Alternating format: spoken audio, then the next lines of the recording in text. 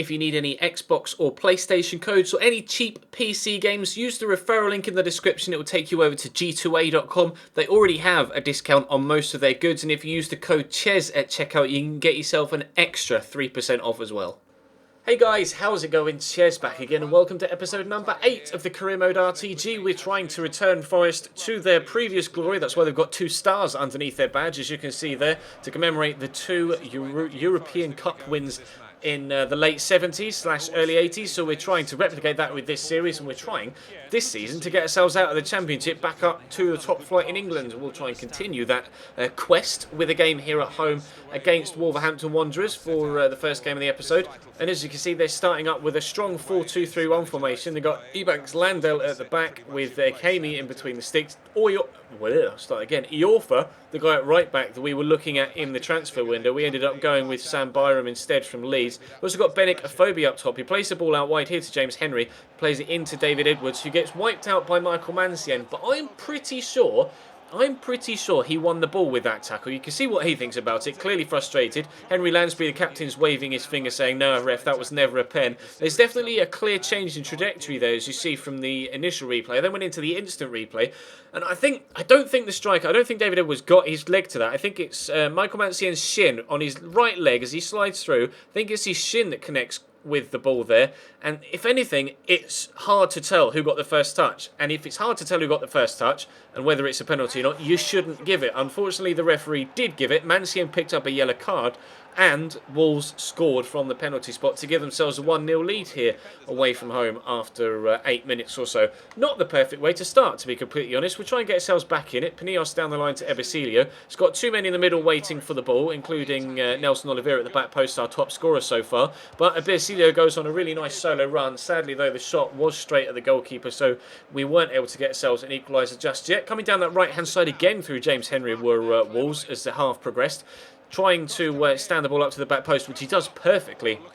If only your man at the back post had kept that shot down, they could have had themselves a 2-goal lead here, Wolverhampton Wanderers. That would really put the cat amongst the pigeons. I was not happy with how this game was going at this point. We were having a lot of possession, but Michael Mancien, we just kept making defensive mistakes like that, leaving the man free at the back post, giving the ball away in the midfield. Luckily, the shot from Afobe was straight down the throat of the goalkeeper, and it was only the penalty that was the difference as we headed into the second half. Some nice passing, though, this time around to work an opportunity into Ive, back to Sombolonga, but again, the shot was straight at Ikemi. Tried to get it inside the near post, but keeper was well positioned. Eric Lehigh this time, switching the ball across to Panios. Brings it down well, plays in Jordan Ive down the line, keeps it in, stops it from going out. He's going to drive inside. The run from Panios takes the defender away. Ive has the space for the shot. Again, a great save from Ikemi. We're not able to get ourselves back in it just yet. Brett Sombolonga coming forward. We're almost at the hour mark now, trying to find another ball out wide to Jordan Ive.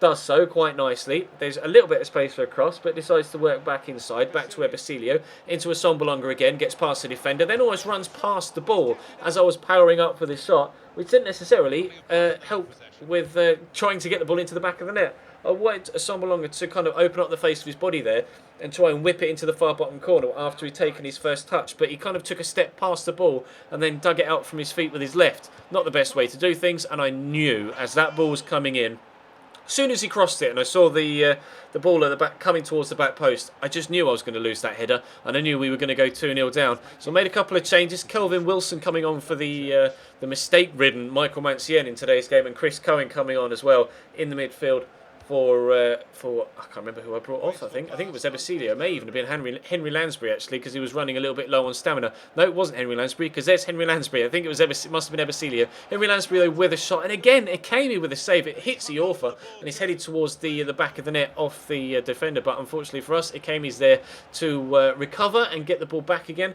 Here's a Sombolonga. We're still just dominating this second half.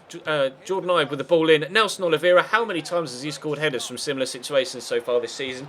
But Ikemi again with a ridiculously good reaction save. He was determined, absolutely determined, to not let me score. Chris Cohen has scored a cracker from the edge of the box from a corner in previous games this season, but sadly still not able to get the ball past the defender, let alone the goalkeeper Ikemi, who kept a clean sheet. And Wolves did a job on us effectively in that game. We didn't necessarily deserve to lose, but they just turned up away from home, put in a real hard-working performance. The goalkeeper had just one of those days where he saves everything. and they took all 3 points. Speaking of goalkeepers, our young scout future star Rocha is growing there quite nicely, as is Basilia as well, the young centre-back. I've been told off numerous times in the comment section for calling him Basilia rather than Basilia, so we'll remember now to call him Basilia. But it's transfer deadline day, as you can see, 10 hours to go. Verratti, Hulk and Oscar, or Verratti, Oscar and Hulk in order, I suppose, are the 3 biggest transfers of the window so far. There are some deals going down. There was a great comment put in the comment section of the previous episode saying, Ches, how about not buying anyone else for now, waiting until January and maybe trying to pick someone up on a pre-contract for the second season, which I thought actually was a very, very good idea, because by that point we'll know how our season is going. You see another big deal go through there, £12 million for Jose Maria Jimenez going to Borussia Dortmund. That's a massive signing actually, because he's got great potential in career mode. But yeah, the idea to perhaps save some money and sign someone on a pre-contract in January is a very good one, because if we know we're having a great season and it looks like we're going to get promoted, then maybe we could try and sign someone that would be good enough for the Premier League on a pre-contract in January. We'll have to wait and see how things go between now and then. Hopefully we can generate some prize money from cup runs as well in the Capital One Cup and the FA Cup. What will please almost every single Nottingham Forest fan watching this series is the fact that we've accepted an offer there for Danny Fox. You guys were adamant, absolutely adamant, he should be nowhere near the first team and were desperately asking me to sell him. So now we have done. Danny Fox has left the club for £425,000 to Birmingham. There was another big move going through Bobadilla for £8 million from Augsburg to Crystal Palace. And just a couple of other ones, a Manquar from FC Copenhagen to, I'm not really too sure who that is. I think it's PAOK, but I'm not entirely 100% sure what badge that is. But as you can see, deadline days ended, £41.5 million spent. Maxwell Cornet is back from injury, which is fantastic. Delighted to have him back and available for selection. And again, confirmation that our youngster, he's still only 15. Hopefully he'll grow, because he's only 5'3" right now. Don't really want a 5'3" goalkeeper, to be completely honest, but he's got potential of between 79 and 90 something. So hopefully it will be towards the 90 something rather than the 79. We will continue to train him between now and the end of the season. As soon as he's 16 as well, I'll call him up to the first team or offer him a professional contract rather than having him be in the youth squad. And maybe, just maybe, depending on who we get in cup draws, or depending on how things are going in the league, he might get a couple of performances in the first team between now and the end of the year. But the main aim for him is to just keep growing him through the training. But feel free to pause the video at any point throughout this entire squad report so you can have a closer look at how people are growing. Growth from almost everybody in the squad, to be honest. We've got a great set of players here with solid potential. Even those that are like 28 are starting to grow as well, like Chris Cohen, as you can see. Tyler Walker's got potential to get to the late 70s. He's already up 2. Sam Byram's up 1 as well. He's only just joined us. Maxwell Cornet, I'm sure, will grow, although he's only on loan, of course, so not necessarily overly keen on getting him too higher rated, because if he performs really well for us, we might want to buy him outright. Bashili is up 1 as well, as you can see, and Jonathan Williams, he initially started off playing every week for me, as did Mendes, but unfortunately for Jonathan Williams and Ryan Mendes, they've fallen to the wayside as we brought in players of our own in this transfer window. And I have to say, I'm pretty pleased with how this transfer window went. We moved on almost everybody that we wanted to, of the Deadwood players we didn't want. A few youngsters have gone out on loan. We haven't been able to move out all the kids on loan that I wanted to, like young George Grant there, but hopefully we'll be able to offer everybody that wants first team football and that deserves first team football enough game time to keep them happy and to keep us in at least the top 6. We want to finish in at least the playoffs this year. The board want automatic promotion.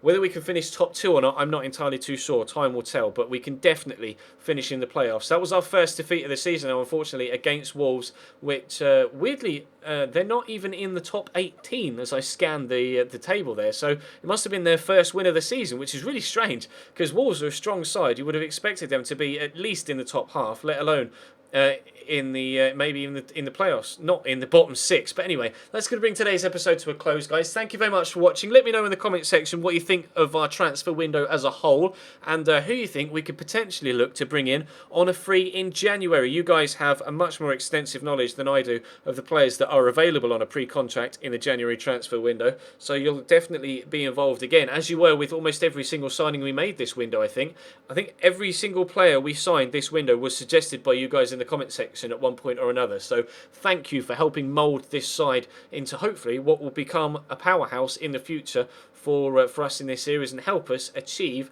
that European Cup that we're so desperate for, Champions League as it's now called. But that's going to bring today's episode to a close. Drop the video a like if you enjoyed, subscribe if you haven't already, check the channel page for anything you may have missed over the past few days, of course, and all the links in the description to Twitter and Instagram, Facebook and the No ID merchandise store, etc., as you can see on screen, are in the description down below as well, so feel free to follow those. But for now, that's all from me. Thank you very much for watching, and I will see you next